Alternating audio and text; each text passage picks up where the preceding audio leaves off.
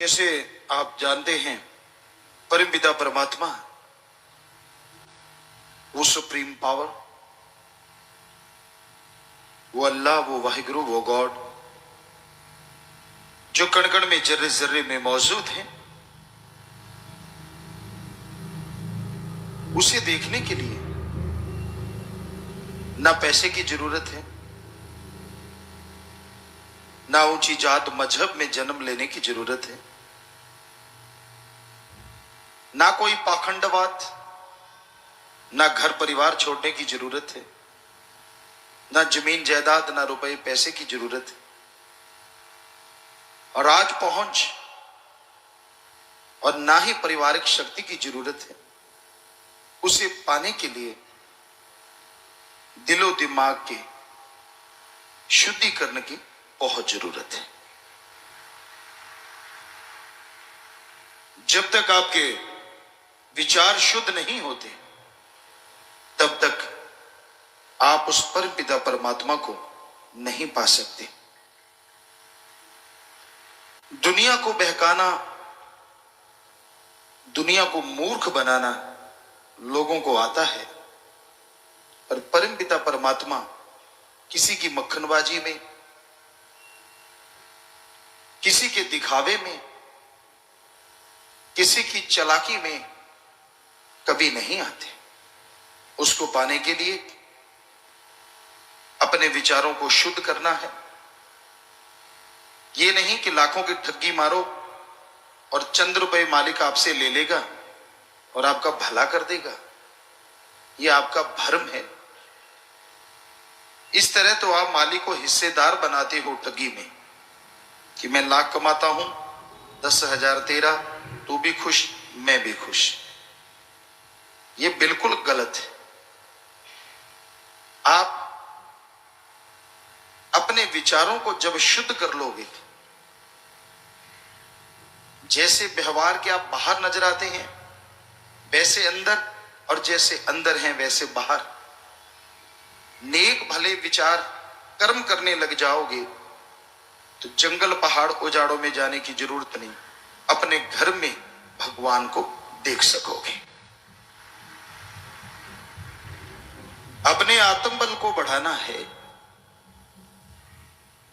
और साइंस कहती है आत्मबल सफलता की कुंजी है। पर साइंस के पास ऐसा कोई टॉनिक नहीं है जिसको खाने से आत्मबल बढ़ जाए, जिसको लेने से विल पावर बढ़ जाए। आत्मबल हासिल होता है आत्मिक चिंतन से, और आत्मिक चिंतन होता है प्रभु के नाम से। नासा साइंस के अंदर वो लोग भी मान चुके हैं कि अगर विल पावर बढ़ाना है, do the method of meditation continue. आप उठ जाइए अर्ली मॉर्निंग बिटवीन 2 to 5, 2 से 5 के बीच में जागो, क्योंकि इसमें ऑक्सीजन ज्यादा और शुद्ध होती है। ये साइंस कह रही है। फिर मेडिटेशन पे बैठो। मेडिटेशन से ही विल पावर बढ़ता है, और जिनके अंदर विल पावर होता है, सक्सेस उसके कदम चूमा करती है। ये तो अब माना है साइंस ने। हमारे वेदों में, हमारे सभी धर्मों के पवित्र ग्रंथों में क्या लिखा है? हिंदू धर्म में लिखा, सुबह 2 से 5 के बीच में जागो। इसको कहा गया ब्रह्म मुहूर्त। ब्रह्म मुहूर्त में जागो और ईश्वर की भक्ति करो, गुरु मंत्र, नाम दीक्षा लेके उस शब्दों का जाप करो, तो आत्मबल बढ़ेगा, प्रभु की प्राप्ति होगी। सिख धर्म में लिखा कि सुबह 2 से 5 का समय अमृत वेला होता है। इसमें जागो, नाम शब्द का उच्चारण करो, वाहिगुरु को याद करो, तो उसकी दया में रहमत के लायक बनोगे। इस्लाम धर्म में लिखा है सुबह 2 से 5 का समय बांगे इलाही या फर्ज है, इसमें जागो अल्लाह की इबादत करो, कलमा आता करो, तो रहमो करम के काबिल बनोगे। ईसाई धर्म में लिखा, मॉर्निंग में आप जाग जाइए 2 से 5 में और गॉड्स प्रेयर कीजिए, मेथड ऑफ मेडिटेशन कीजिए, तो आप गॉड की कृपा के काबिल बनोगे। तो हजारों साल पहले हमारे धर्मों में जो लिखा गया, अब साइंस उसे फॉलो कर रहा है कि सुबह 2 से 5 में जागो, क्योंकि इसमें ऑक्सीजन ज्यादा और शुद्ध होती है। मेडिटेशन करने से आपका विल पावर बढ़ता है। यही बात धर्मों ने हजारों साल पहले कही है। तो धर्म महाविज्ञान है, पर धर्मों को धर्म की तरह कोई पढ़े, खुले विचारों से, शुद्ध विचारों से, ओपन माइंड, नैरो माइंडेड नहीं होना चाहिए। कि धर्मों को पढ़े तो बेइंतहा खुशियां मिलती हैं, खुशियों का खजाना मिलता है। तो आप अपने घर परिवार में खुशियां ला सकते हैं, अपने शरीर में तंदुरुस्ती ला सकते हैं। आप उस परमपिता परमात्मा की दया में रहमत कृपा के पात्र बन सकते हैं, अगर आप अपने अंदर भावना बना लेते हैं, तड़प बना लेते हैं, वैराग्य बना लेते हैं उस भगवान के लिए, अल्लाह गॉड वाहिगुरु के लिए। और तड़प बनाने के लिए ना पैसा, ना धर्म बदलना, ना परिवार छोड़ना, ना काम धंधा छोड़ना, सुमरन। आपको गुस्सा बहुत आता है, आपका दिमाग में हमेशा कोई ना कोई नेगेटिव चलता रहता है, आप अपसेट हैं, आप शाम को याद करते हैं, सुबह भूल जाते हैं, आप अस्थमा के मरीज हैं, आप हमेशा उचाट रहते हैं, काम धंधे में मन नहीं लगता, चिड़चिड़ापन, कोई छेड़े तो यूं लगता है अनजाने में बिजली की तार पे हाथ लगा दिया, करंट मारते हो। अगर ये सब बातें आप में है तो आप प्राणायाम के साथ सुबह शाम घंटा घंटा सुमन करो। आप 20 दिन ही करके देख लो, हम आपको गारंटी देते हैं ये चीजें या तो हट जाएंगी या इनमें बहुत बड़ा भारी बदलाव आ जाएगा। हिंग लगे ना पिटकरी रंग चोखा आवे, आपसे कोई पैसा नहीं लेना, आपके धर्म जात मजहब में दखल नहीं देना, कोई कपड़े नहीं बदलवाने, आप करो तो सही। जितने भी आप लोग डिग्री डिप्लोमा लिए बैठे हैं अलग अलग क्षेत्रों में, उसके लिए आपने जिंदगी के 20-25 साल लगाए, तो फिर भगवान के लिए क्या 25 दिन नहीं लगा सकते? इससे कम टाइम और कितना को, घंटा सुबह घंटा शाम, सारे विचार शुद्ध हो जाएंगे। आपका जो उचाट है मन, वो शांत हो जाएगा। बात बात पे जो गुस्सा आता है, तुनक मिजाज जिसे कहते हैं, अगर आप वो हट जाएगा। आपको अस्थमा है, वो बीमारी इनहेलर तक लोगों के छूट गए ऐसा करने से। यादाश्त शक्ति बढ़ जाती है, दिलो दिमाग में असीम शांति आना शुरू हो जाती है। पर मेथड ऑफ मेडिटेशन, गुरु मंत्र का जाप तो आपको करना पड़ेगा। तो भाई अभ्यास करो, दिखावा ना करो, सुमरन करो, पाखंड ना करो। सुमरन से मतलब चलते बैठ के लेट के काम धंधा करते, जीवा से ईश्वर का नाम और हाथों पैरों से कर्म जोगी, जीवा ख्यालों से ज्ञान जोगी। काम धंधा करते रहो, कोई रोकता नहीं है। मान लीजिए आप ड्राइविंग कर रहे हैं, गाड़ी चला रहे हैं, ड्राइव कर रहे हैं, गाड़ी ड्राइव कीजिए, जीवा से तो क्लच ब्रेक नहीं दबाना, ये तो फ्री है, ईश्वर के नाम में लगा दीजिए। बस में बैठे, ट्रेन में बैठे, जहाज में बैठे, आप सफर कर रहे हैं, इधर उधर देख के बजाय अपना बेड़ा गर्क करने की, यार इनकी फसल बहुत अच्छी है, वो बहुत सुंदर है, मैं बहुत कुरूप हूं, वो ये है, वो फला है, ऐसे ही खिंचते रहते हो बेवजह। इससे क्या मिल जाएगा आपको? बजाय इसके आप सुमरन करें। कई लोग तो बस में चढ़ते देखने लगते हैं, कोई गपशप मारने वाला, टाइम पास अच्छा हो जाएगा। अरे गप मारना जरूरी है क्या? बैठते ये क्यों नहीं सोचते यार अच्छा कोई नाम मिले तो राम का नाम जपेंगे, भगवान से खुशियां लेंगे, ये क्यों नहीं सोचते? टाइम भी बढ़िया पास होगा और हो सकता है पहाड़ जैसा कर्म, कोई एक्सीडेंट होने वाला, भगवान का नाम जपने से वो भी आपका कट सकता है।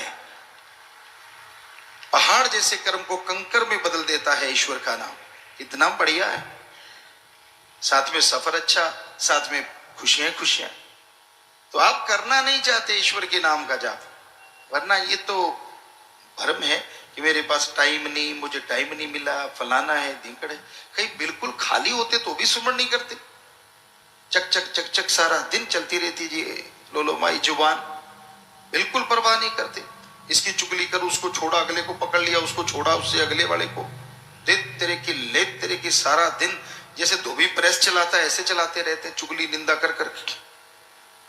क्यों नहीं टाइम आपके पास सुमरण के, भक्ति के लिए?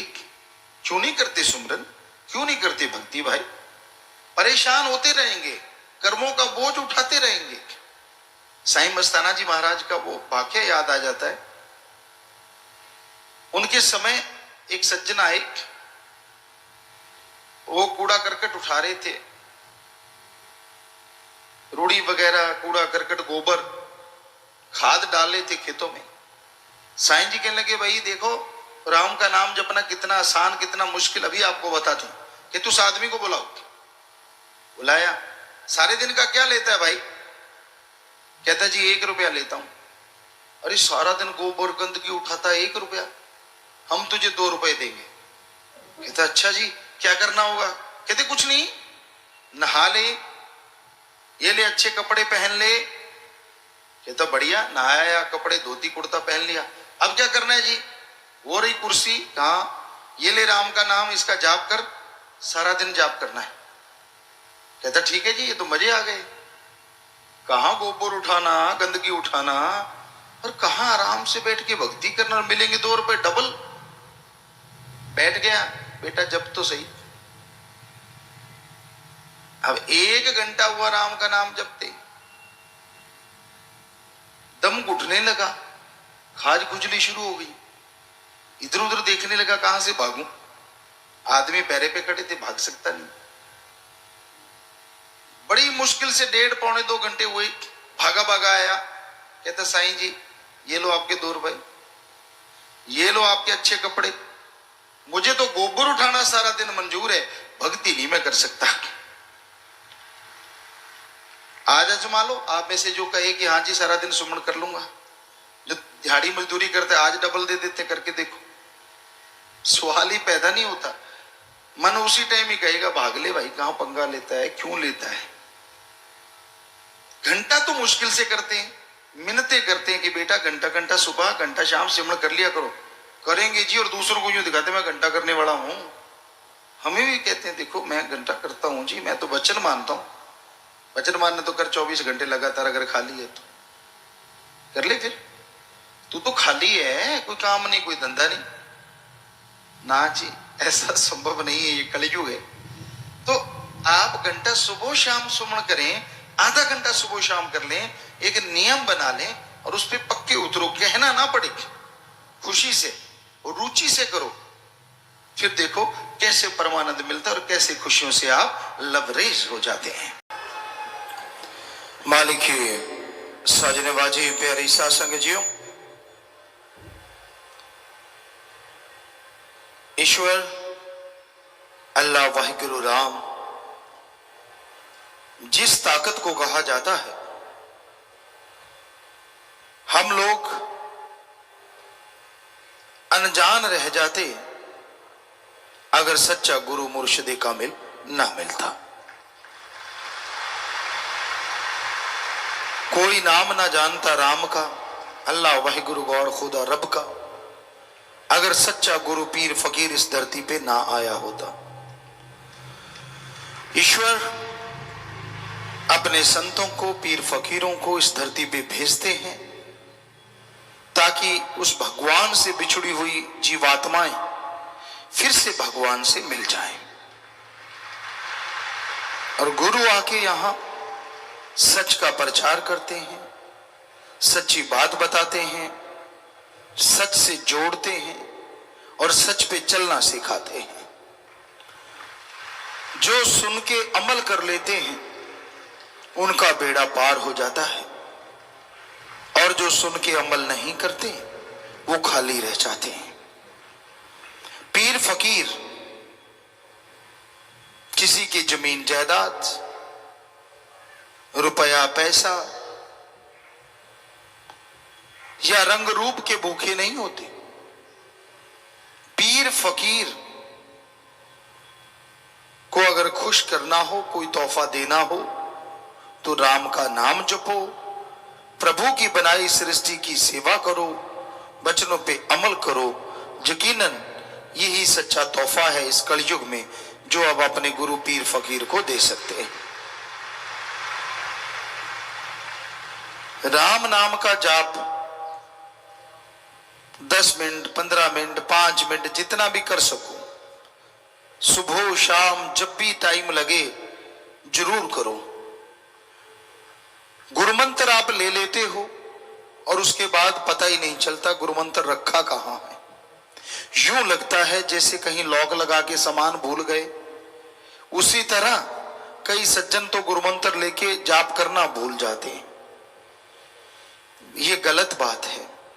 सुमरन करते रहो, बैठे बैठे सुमरण करते रहो, सत्संग में आए सुनो और सुमरण करते रहो। तो कहने का मतलब फल भी मिलेगा और खुशियां हाथों हाथ जरूर मिलेंगी। पैदल जा रहे हो, वॉक कर रहे हो, लेटे हुए हो, काम धंधा करते हो, जीवा से ख्यालों से मालिक का नाम जपते रहो। अब जीवा से तो कोई कार्य नहीं करना, हाथों पैरों से कर्म योगी और जीवा ख्यालों से ज्ञान योगी। काम धंधा करते रहो और राम का नाम जपते रहो। थोड़ा सा भी सुमरन किया इस कलयुग में बहुत ज्यादा फलता फूलता है। थोड़ा सा भी किया गया सुमरन इंसान को मालिक के नजदीक जल्दी ले जाता है। थोड़ी सी की गई सेवा सुमरन में जल्दी मन लगाती है। ये सारी बातें शाह मस्ताना जी दाता रहबर ने, जिन्होंने ये सच्चा सौदा बनाया, हमें समझाई, हमें सिखाई। साईं जी ने बड़ा आसान काम कर दिया परमानंद प्राप्ति का, प्रभु से मिलने का। नहीं तो इतने बड़े बड़े पवित्र ग्रंथ हर कोई ना पढ़ पाता, पर साईं जी ने ऐसा तरीका मांगा अपने गुरु मुर्शिदे कामिल को खुश करके कि मैं जिसको नाम दूं एक पैर यहां और दूसरा सचखंड में हो। तो ये तो गारंटी हो गई कि नाम ले लिया तो आत्मा भटकेगी नहीं। ठीक है, कर्म अगर अच्छे नहीं करते तो ऊपर सजा तो भोगनी पड़ती है, लेकिन दर दर ठोकर नहीं खाएगी जीवात्मा। ये नहीं कि आवागमन में जन्म मरण में चली जाएगी, जाएगी तो निज धाम। तो सच्चे दाता रहबर ने ये सच्चा सौदा बनाया 1948 में शाह मस्ताना जी धाम, और वचन किए जो कि वो लेके आए खजाना, सुमरण कर ले, थोड़ी सेवा करता हो, थोड़ा सुमरण करता हो, वचनों पे पक्का रहे, उससे अंदर कमी आएगी ना बाहर कमी आएगी। और आज हर सच्चा सौदा का मुरीद ये फकर से कह सकता है, गर्व से कह सकता है, हां साईं जी ने जो वचन किए 100% सच हो रहे हैं। क्योंकि जो उनके वचनों पे अमल करते हैं, हो ही नहीं सकता अंदर कोई कमी हो और बाहर कोई कमी हो। जो पीर फकीर को बुद्धू बनाते रहते हैं, असल में वो अपने आप को बुद्धू बनाते हैं। असल में वो अपना आकाज करते हैं।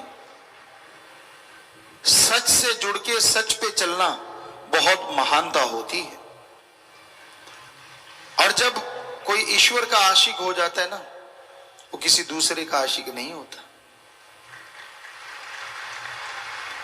सतगुरु यार जिसका बन जाए। बेपरवाह जी ने एक भजन बनाया, सारी दुनिया एक पास है, मेरा सतगुरु प्यारा एक पास है। बातें खत्म हो जाती हैं फिर, और बातें चलती रहती है अपने यार से, सतगुरु मौला से, क्योंकि वो हर पल हर जगह दीदार देता है। ये अलग बात है आपकी भावना कैसी होती है, आप किस रूप में उसे देखना चाहते हैं। वो राम, सतगुरु, मौला, अल्लाह, वाहिगुरु, गॉड, ईश्वर, उस रूप में उसे आना ही पड़ता है। कोई जीवात्मा जो नाम लेवा होती है, एक बार इस दुनिया से जाती है, सुमन करते हुए, सेवा करते हुए जाए, वचनों पे अमल करते हुए जाए, तो मालिक की गोद में निज धाम जाती है। कई सज्जन ये कहते, गुरुजी हमें तो वही, किसी का बेटा गुजर गया, किसी का पोता गुजर गया, राम नाम से जुड़ा हुआ था, उम्र तो मालिक के हाथ है, वो तो पहले बने, प्रारब्ध पाछे बने शरीर, वो तो पहले लिखा जाता है कि इतनी उम्र में ये चला जाएगा। तो लोग कह देते गुरुजी हमें तो वही आत्मा चाहिए। हमने कहा अगर आप अच्छे एसी में रहते हैं, चारों तरफ खुशबुएं हैं और चारों तरफ मेवे, मिठाइयां, हर आपकी मन की इच्छा, आत्मा की इच्छा पूरी हो रही है, और दूसरे पल आपको कहा जाए कि नहीं आप सीवरेज के गटर में छलांग मार दो, मारोगे? कहते ना जी। तो वो जो निज धाम में बैठा है, सचखंड सतलोक नामी सतगुरु की गोद में बैठा है, उसके लिए त्रिलोकी गंदगी के सीवर से भी बढ़ के गंदी है। वो क्यों आएगा यहाँ, सवाल ही पैदा नहीं होता। हाँ, आप अगर तड़पते हैं, कई बार होता है कि नहीं जी मुझे तो सपने में, मुझे तो ऐसा होना चाहिए, तो फिर सतगुरु मौला वो रूप धारण करके जरूर चले आते हैं। आपको ना पता चले वो एक अलग बात होती है, लेकिन आपकी भक्ति है, आपकी इबादत है, आपकी तड़फ है, और जब वो तड़फ वहां तक पहुंचती है तो सतगुरु मौला के लिए, अल्लाह राम के लिए रूप धारना कौन सी बड़ी बात है। वो तो अरबों रूप बनाता रहता है। तो असल में आता वही है, लेकिन जो आप चाहते हैं उस रूप में वो दर्श दीदार दे जाता है, किसी भी संत, पीर, फकीर, या जो आपकी तड़फ होती है। तो राम कर्म भी काटता रहता है। कई बार आपको सपना आता है, सपने में बड़ा भयानक दृश्य आपको नजर आता है, आप डर जाते हैं, व्याकुल हो जाते हैं। कईयों के तो सपना इतना जबरदस्त होता है कि पसीने से लथपथ हो जाते हैं, और वो आंख खोल के देखते हैं कि यार ये तो रियल है, कि मेरे साथ क्या ऐसा ही हो रहा था। तो समझ लो बहुत भयानक कर्म आपका कट रहा था, क्योंकि जो तकलीफ आपको सपने में आई, जो परेशानी आपको सपने में आई, रियल लाइफ में वो पहाड़ बन के आनी थी, जो सपने में राई बन के कट गई। अब सपने में आपको खुशी मिली, आप कहते हैं जी वो रियल में कब मिलेगी, तो समझ लो आपने खुशी को अपनाया ही नहीं। और किसी ने ये मान लिया, हाँ यार सपने में मुझे ये खुशियां सतगुरु राम ने, अल्लाह ईश्वर ने दी, तो मुझे तो मिल गई, तो 100% मिल गई। सपने में कर्म कटते हैं, कर्म बनते हैं। खास करके सत्संगी बहन भाइयों के, जो राम से प्यार करते हैं, जो मालिक से प्यार करते हैं, उनके तो यूं कर्म काट देते हैं और यूं बना देते हैं। यही है शास्त्र नाम शाह मस्तान जी का दर। यहां कर्मों का लेखा जोखा सपनों में भी कट जाता है। कमाल की बात है। कोई माने ना माने, लेकिन ये हकीकत है, ये सच्चाई है। पर दृढ़ यकीन और वचनों पे पहरा जरूर दिया करो। जो दृढ़ यकीन करता है, वचनों पे पक्का रहता है, जो खुद पक्का है वो दूसरे को कच्चा नहीं समझता, और जो कच्चा है वो किसी को पक्का नहीं समझता। कई बार ख्यालों में गलत चीजें आ जाती हैं इंसान के। 5-4 मिनट सुमन कर लो, वो आई हुई चीजों का पाप आपको नहीं लगेगा, पल में खत्म हो जाएगा। इससे आसान तरीका और क्या हो सकता है भाई? हाँ, जो ख्याल आए गलत उनके अनुसार चलो मत, ये जरूरी है। गलत विचार आया किसी के प्रति, किसी के लिए, आप उसके ऊपर चलने लग जाते हो तो फिर पाप के अधिकारी कहीं ना कहीं बनना शुरू हो जाते हो। विचारों का आना जाना ये तो चलता रहता है। मन काबू तो बड़ों बड़ों के नहीं आता। मन को तो कंट्रोल करना है तो कम से कम 2 घंटे सुबह 2 घंटे शाम सुमरण करो, सेवा करो, दृढ़ यकीन होना चाहिए, तो यकीनन मन कंट्रोल होगा और फिर विचारों का, अच्छे विचारों का आदान प्रदान होता रहेगा, बुरे विचार खत्म होते चले जाएंगे। पर हमें पता है कलयुग में 4 घंटे 12 में से कोई निकालता है, बहुत मुश्किल है। क्योंकि आप 2 घंटे सुमन में लगाए, फिर काम धंधा भी करना है। ये नहीं कि सो के खुराटे मारते रहे। फिर दुनियावी काम धंधा जो आपके कर्तव्य हैं, जो आपके फर्ज है, उस कर्तव्य का निर्वाह भी करते रहो। बाल बच्चों के लिए जो कर्तव्य है, माँ बाप के लिए कर्तव्य है, पति पत्नी के लिए कर्तव्य है, बहन भाई के लिए कर्तव्य है, उनका निर्वाह करना तो जरूरी है ना। आपको बैरागी साथ तो है नहीं, अब तो गृहस्थी है। तो इसलिए घर गृहस्थ में भी राम को पाया जा सकता है, लेकिन तालमेल बनाना होगा।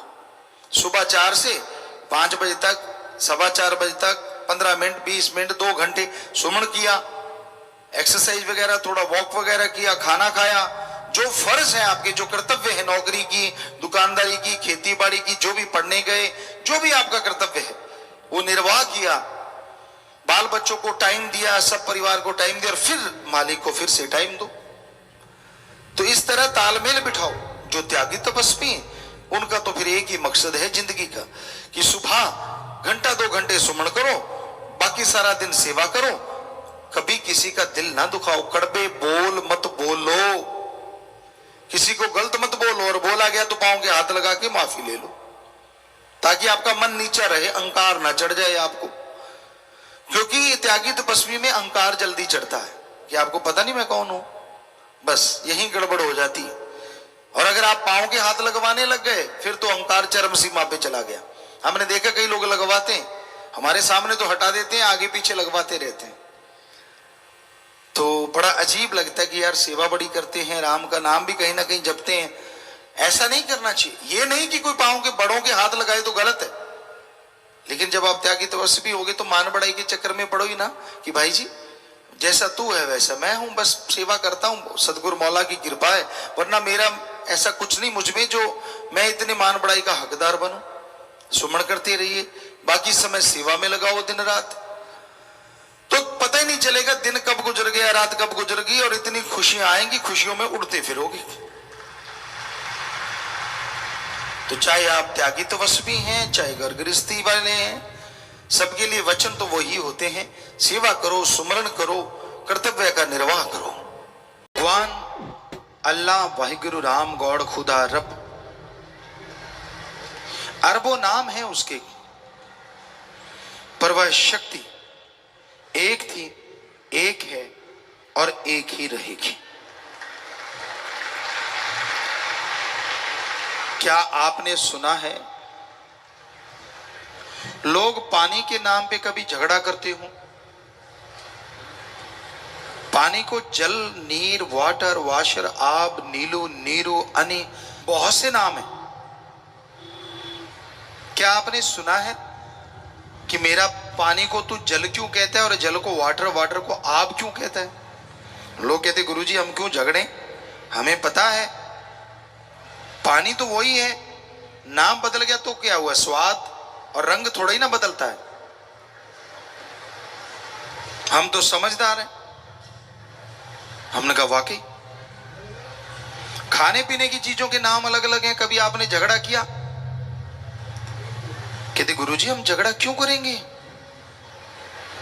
जब वही सब कुछ है, सिर्फ नाम बदला है, तो हम झगड़ा क्यों करेंगे? हम तो समझदार हैं।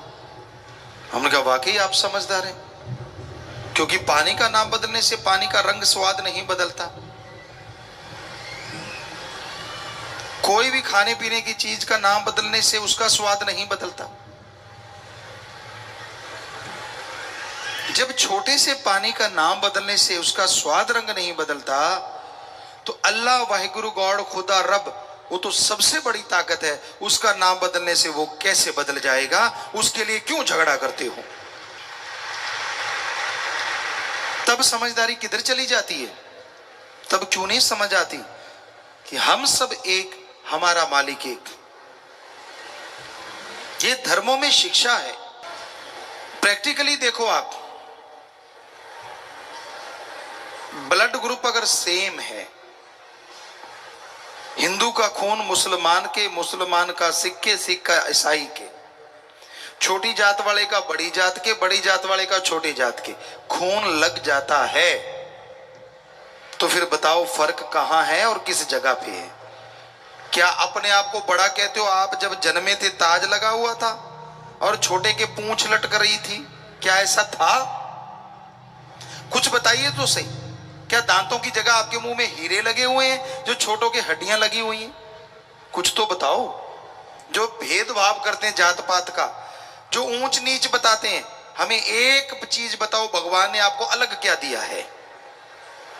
हमें तो बड़ा घर दे दिया जी।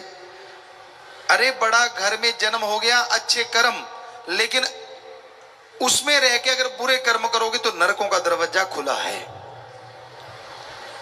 पर इसका मतलब ये नहीं है कि भगवान ने कोई फर्क किया, वो अपने अपने कर्मों का खेल है, पर फर्क नहीं है इंसान में।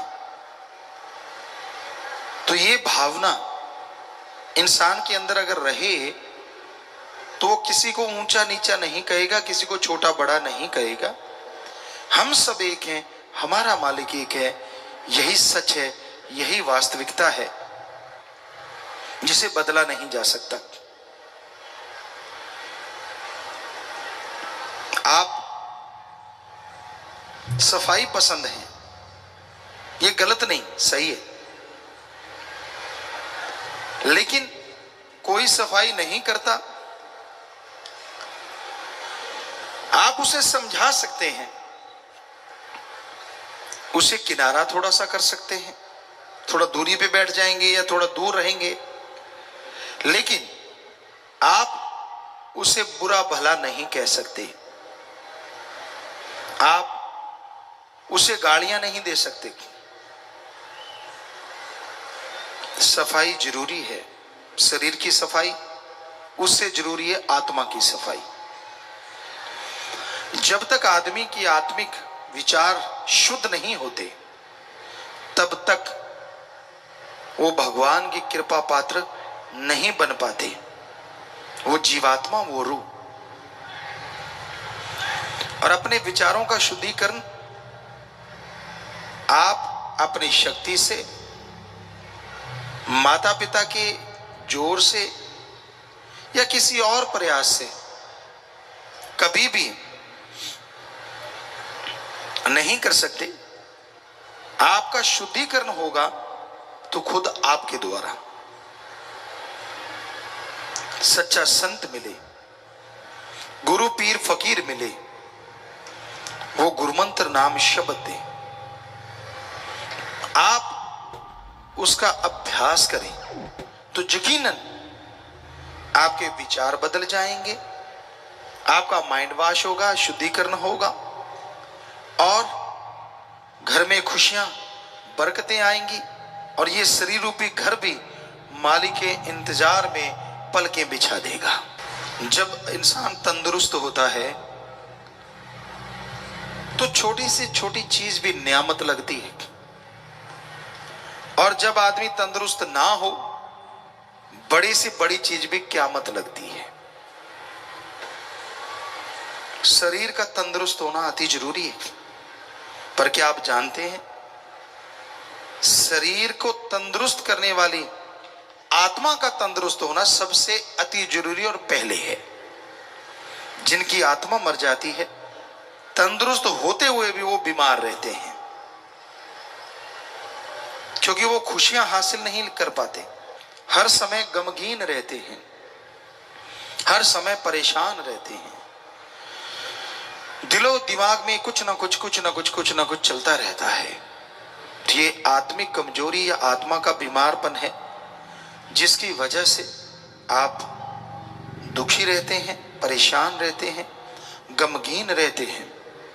तो अगर आप आत्मा को बलवान बना लो, अगर आप आत्मा को अंदर की खुराक खिला दो, तो यकीनन आपकी आत्मा बलवान होगी, शरीर तंदुरुस्त होगा, विचार शुद्ध होंगे और आपका दिल दिमाग खुश रहेगा। हमेशा आप खुशियों से लबरेज रहेंगे। कौन नहीं चाहता खुश होना, और रोना तो कोई चाहता ही नहीं, पर जो चीजें बनी हैं उनसे बचा जा सकता है, क्योंकि रोना भगवान के प्यार में भी होता है। वो रोना, एक आंसू गिरता है तो हीरे मोती लाल जवाहरात का मोल पड़ जाता है, जन्मों जन्मों के पापों को साथ बहा के ले जाता है। पर उस भगवान के लिए, अल्लाह वाहिगुरु राम के लिए रोता ही कौन है? जो रोता है अपने मुद्दों को लेके रोता है। भगवान मुझे ये नहीं दिया, मुझे ये नहीं मिला, मुझे वो मिले, मुझे फला मिले, मुझे बेटा चाहिए, मुझे दूध चाहिए, मुझे पूत चाहिए, मुझे बिजनेस चाहिए, मुझे व्यापार चाहिए, मुझे लाखों चाहिए, मुझे करोड़ों चाहिए, स्कूटर चाहिए, मुझे कार चाहिए, हवा में उड़ार चाहिए, पता नहीं क्या क्या डिमांड है। कोई इसलिए भी रोता है कि भगवान मुझे तू चाहिए, सिर्फ तू। जो रोता है सुमरण के द्वारा, भक्ति के द्वारा, सुमरण करते हुए, भक्ति करते हुए उसकी याद में तड़पता है, एक पल भी खाली नहीं जाता, दरगाह में पल पल मंजूर होता है और उसकी खुशियां उसे नहीं परिवार को भी मिलती हैं। और उनके चेहरों पे नूर रहता है जो मालिक से प्यार करते हैं, जो वचन मानते हैं, मौत जैसे कर्म भी उनके बदल जाया करते हैं।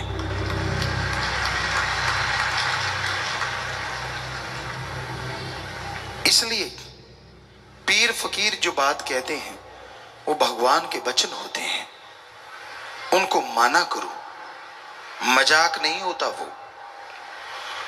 और जो उसे मजाक समझ लेते हैं, समझ लीजिए उनकी अनहोनी कोई होने वाली है।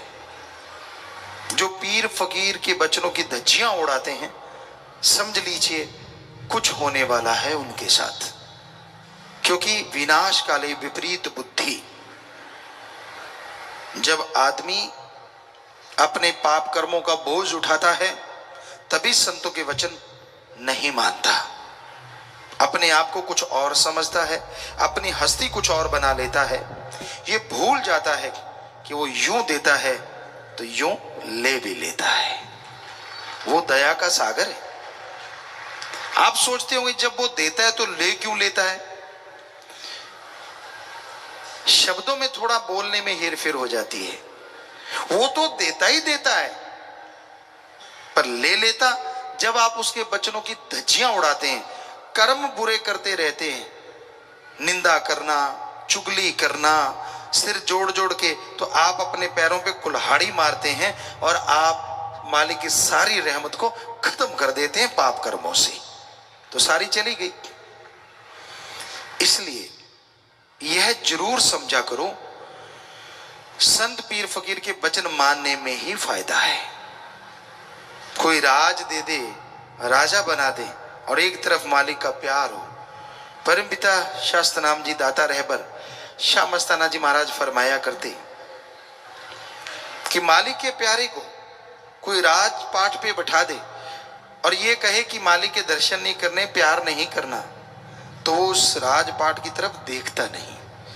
सारी त्रिलोकी की दौलत का ढेर लगा दे एक तरफ और कहे कि सतगुरु अल्लाह राम अपने मुर्शिद के दर्शन करने हैं या फिर ये ढेरी लेनी है, तो ढेरी की तरफ वो पेंट करके खड़ा हो जाता है, निगाह तक नहीं मारता। ये होता है मालिक का प्यारा। जो किसी लोभ लालच में नहीं आता। पर आज कलयुग का दौर है, लोग सारे एक जैसे नहीं होते। आज भी ऐसे मालिक के प्यारे हैं, लाखों में करोड़ों में, जो इतने दृढ़ निश्चय के साथ राम नाम के रास्ते पे चलते हैं और उन्हें कोई कमी भी नहीं मालिक आने देता, ना अंदर ना बाहर। पर जो वचन नहीं मानते, जो अपने मन की हमेशा करते रहते हैं, मनमते चलते रहते हैं, वो सदगुरु की रहमतों को ठोकर मार देते हैं। वो उसकी दया में रहमत को वापस भेज देते हैं अपने पाप कर्मों से, अपने बुरे कर्मों से। क्योंकि आप कर्म करने के अधिकारी हैं, आप अपने कर्म नए बना सकते हैं। ये आप पे निर्भर करता है, आप कर्म अच्छे बनाते हैं या बुरे बनाते हैं। अच्छे बनाओगे तो मालिक की दया में रहमत होगी, मालिक के दर्शन कर लोगे, और बुरे बनाओगे तो यहां भी नरक, आगे भी नरकों में जाओगे। जीते जी मोक्ष और मरणोपरांत मोक्ष, यही सच्चा मोक्ष है, यही सच्ची मुक्ति है। जीते जी प्रसन्न चित्त रहो। कई बार आप हद से ज्यादा टेंशन लेने लग जाते हैं। बताएंगे उस टेंशन के बाद आपके कितने काम फायदा हुआ है, या टेंशन करने से किसी काम में आपका भला होता है क्या? फिर आप टेंशन करते क्यों हैं? एक अनाथ है, उदाहरण के तौर पे, जिसका मां बाप नहीं, बहन भाई नहीं, बेचारा रोता है। रोते को, तड़पते को देख के लोग रोटी दे देते हैं, खा लेता है। और एक के मां बाप हैं, उसे जरा सा भी रोने नहीं देते, झट से खाना खिलाएंगे, मांगने से पहले खिलौने सामान ला के दे देंगे। तो उसी तरह जिनका खसम साइंस सतगुरु मौला है, जिन्होंने अल्लाह वाहिगुरु राम को अपना बना लिया है, उन्हें टेंशन या रोने का क्या मतलब? मेहनत करते जाइए, हिम्मत करते जाइए और मालिक पे छोड़ दीजिए। तू जाने तेरा काम जाने। क्या वो अपने बच्चे के लिए बुरा करेगा? हो ही नहीं सकता। पर क्या आप अपने मां की, बाप की, यानी भगवान सतगुरु की बात मानते हैं? अगर मानते हैं तो हम आपको 100% नहीं 1000% गारंटी देते हैं, वो आपका बाड़ बांका नहीं होने देगा। 3 वचनों पे पक्के हैं, सेवा करते हैं, थोड़ा थोड़ा सुमरण करते हैं। चलो सारे वचन नहीं भी मान पाते, 3 वचनों के पक्के, थोड़ा सुमरण, थोड़ी सेवा, तब भी आपको गारंटी देते हैं, तब भी आपको वो कुछ होने नहीं देगा, सच्चे राह पे लेके चलेगा। अरे यहां तो बचनों में गलती करके, माफी लेके भी लोग फिर से मालिक के नजारे लूटने शुरू कर देते हैं। ये ऐसा दर शाह मस्तान जी का दर, शास्त्रनाम जी का दर।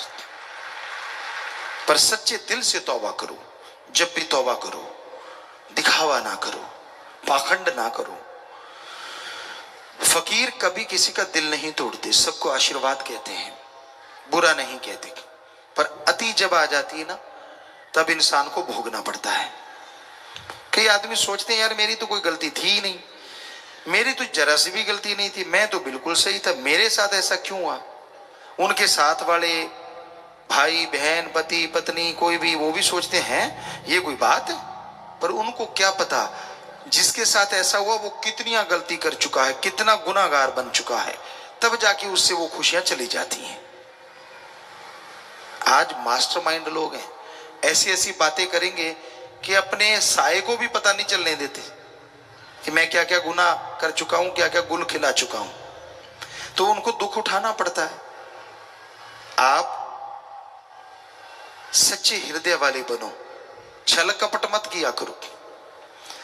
हमने देखा है इस दुनिया में जगह जगह जाके बड़ा छल कपट है, लोग ढोंगी हैं, दिखावा कुछ करते हैं, करते कुछ हैं, और उनको लगता है यार गुरु पीर फकीर को कुछ पता ही नहीं चलता। फकीर सब जानते हैं, लेकिन मालिक को पर्दा मंजूर होता है। पर्दा उठाएं तो हमाम में तो कहते सब नंगे होते हैं, स्नान घर में तो सारे नंगे ही होते हैं ना। कपड़े पहन के भी हो सकता कोई नहाता हो, सो कहने का मतलब फकीर तो सबके पर्दे ढांकते हैं, सबके पर्दे रखते हैं, मालिक से दुआ करते कि पर्दे रखते हुए ही आप उन पे दया में रहमत से लवरेज कर दो, उनको माला माल कर दो। पर्दा उठ गया तो गया। अब बुरा ना मानना, फकीर को मालिक बता दे और आप में से किसी को खड़ा कर लें कि आप ऐसे गुनाहगार हो, तो आपने पहली बात तो आप मानोगे ही नहीं, सवाल ही पैदा नहीं होता। मन कहेगा यार बेइज्जती हो रही है, सबके सामने कैसे मान लूं, और मान भी गई तो आप फिर सत्संग में नहीं आएंगे, यार कहीं फिर ना खड़ा कर लें, क्या पता। तो इसलिए संत पीर फकीर तो मालिक से ही कहते हैं कि मालिक सबका पर्दा ढांप के रख, सबका पर्दा रखना और खुशियों से लवरेज कर देना। वो किसी का बुरा चाहते ही नहीं, करना तो बहुत दूर की बातें हैं, सबका भला मांगते हैं, उसी को फकीर कहा जाता है, वही संत फकीर होता है। हाँ, वो समझाते जरूर हैं कि भाई बुरे कर्म छोड़ दीजिए, अपनी खुदी अहंकार छोड़ दीजिए, क्योंकि खुदी अहंकार में कुछ नहीं पड़ा। कईयों को होता है यार मैं यहाँ राम नाम में हूँ, यहाँ ना होता वहां होता तो मैं ये होता, मैं वो होता। क्या पता आपकी जिंदगी कब की रुल चुकी होती, क्या पता आप कौन कौन से मरहलों में गुजरते हुए मौत जैसे भयानक कर्मों के बोझ तले दबे पड़े होते। वो नहीं ना याद, उसकी दया में रहमत याद नहीं रहती। जब मन हावी होने पे आता है तो एक कहावत है, बिगड़ा मन गुरु का ना पीर का। जब ये बिगड़ जाता है ना, मन जब हावी हो जाता है ना, सब पॉजिटिव चीजें नेगेटिव बना देता है। क्या किया जाए इसके लिए? गुरु पीर फकीर के वचन ध्यान से सुनो, सुमरन करो, दृढ़ यकीन रखो, ताकि आपका मन आप पे कभी हावी ना हो और मालिक के नजारे आप ताउम्र लूटते रहें, माला माल होते रहें। तो प्यारी साथ संगत जियो, बताना हमारा फर्ज कि आप वचनों पे अमल किया करें। साथ संगत ज्यादा से ज्यादा नशेड़ियों को, बुराई में धसे लोगों को, मालिक से दूर हुए जीवात्माओं को मालिक से जोड़ो। ये जरूर आप बुलंद इरादा रखो कि हाँ हम सत्संग में जा रहे हैं, आपको तो फल मिलना ही मिलना है। सत्संग में जो आ गया बना बनाया सुमरण ले जाता है, इसमें कोई दो राय नहीं, बल्कि आगे से बढ़ के ही मिलेगा। पर साथ ये भी रखो कि हाँ मैं सत्संग में आ रहा हूं, क्यों ना दो चार और को मालिक से जोड़ दूं। कोशिश करो, आ गए तो ठीक, ना आए आपने जो कोशिश की है उसका भी फल मालिक आपसे छुपा के नहीं रखेगा, ये हम आपको गारंटी देते हैं। हमारा काम सबके भले के लिए आगे आना है, तो आते रहिए बेखौफ, डरिए मत, आगे बढ़ते जाइए, यकीनन खुशियां मिलेंगी, यकीनन मालिक रहमो करम से नवाजेंगे। सुमरण करके सबके लिए दुआ किया करो, आपके अपनों का अपने आप ही भला हो जाएगा, क्योंकि जो सबका भला मांगते हैं मालिक उनका भला पहले करते हैं, दूसरों का बाद में होता है। पर वचनों पे पक्का पहरा दिया करो। संत तिनके को, या दूसरे शब्दों में संत तिनके से पहाड़ उठवा लेते हैं। कैसे? ओम हरि अल्लाह वाहिगुरु के वचनों के द्वारा। संतों के पास कुछ नहीं होता, माइक के पास कुछ नहीं है, हम बोलेंगे तो माइक आगे आपको सुनाएगा।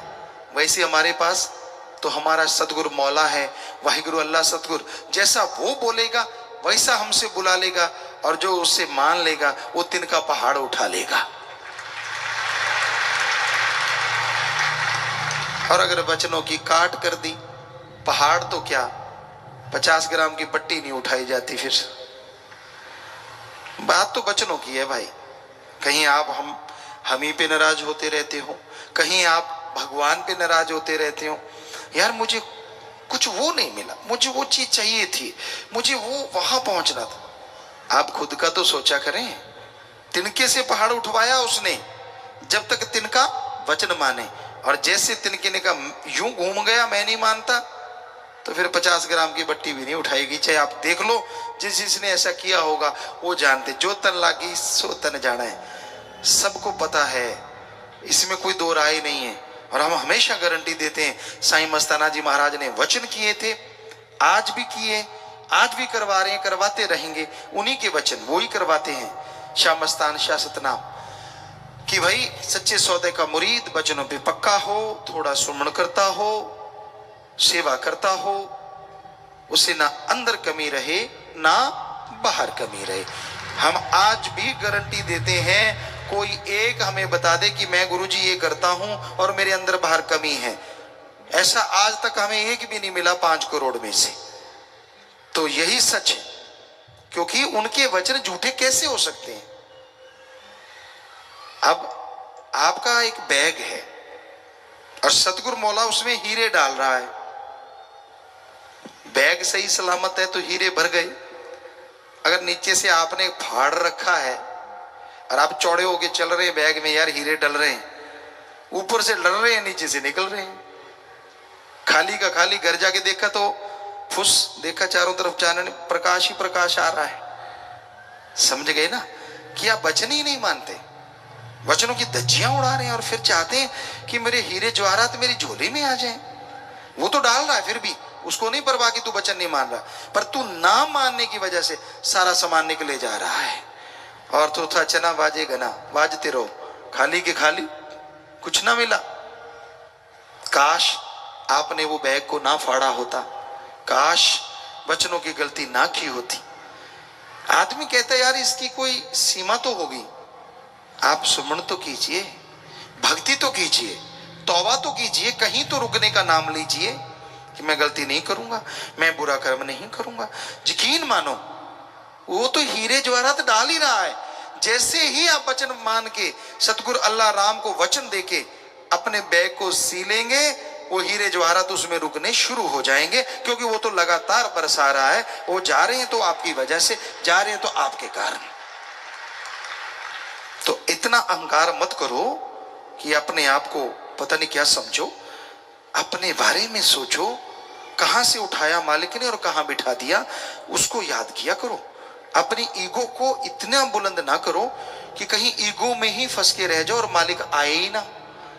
हौसले बुलंद रखो, सुमन के द्वारा, भक्ति के द्वारा, अच्छे कामों कर्मों के द्वारा, तो यकीनन मालिक आएंगे भी, सुनेंगे भी और आपको माला माल कर भी जाएंगे।